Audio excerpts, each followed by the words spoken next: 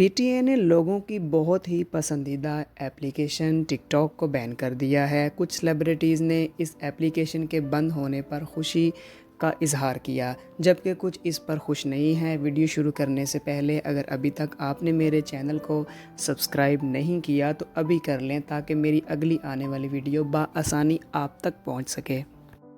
उस्मान खालिद भट्ट ने अपने ट्वीट से टिकटॉक बैन होने पर सवाल उठाया। उनका कहना था कि ऐसा कंटेंट तो हर जगह मौजूद है इंटरनेट पर, चाहे YouTube, Twitter, Instagram, Facebook, WhatsApp या कोई गेमिंग एप्लीकेशन ही क्यों ना हो।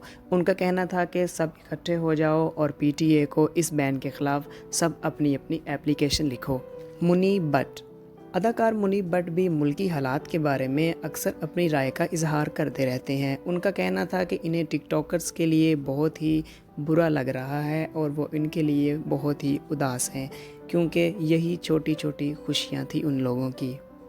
इकरारुल हसन मुल्क के जाने माने होस्ट पीटीए के इस इक़दाम पर खुश दिखाई नहीं दिए। उनका कहना था कि ना ही इनका टिकटॉक पर कोई अकाउंट है और ना ही वो आगे बनाने वाले हैं, लेकिन इसके बावजूद टिकटॉक को बैन करना किसी भी मसले का हल नहीं है।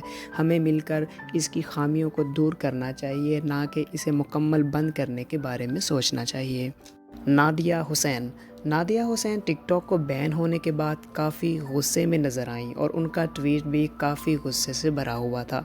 उनका कहना था कि मारसद्दा की मासूम ज़ैनब के रेपिस्ट को भूल जाओ, मोटरवे के रेपिस्ट को भूल जाओ, मावरा को भूल जाओ, सब कुछ भूल जाओ, बस ड्रामा बैन कर दो, ऐड बंद कर दो और टिकटॉक को बंद कर दो, क्योंकि यही हमारी सोसाइटी में ख़राब चीज़ें रह गई हैं और बाकी सब तो ठीक चल रहा है। दोस्तों, आपको टिकटॉक के बैन होने का फ़ैसला सही लगता है या गलत? हमें कमेंट्स करके नीचे ज़रूर बताएं। शुक्रिया।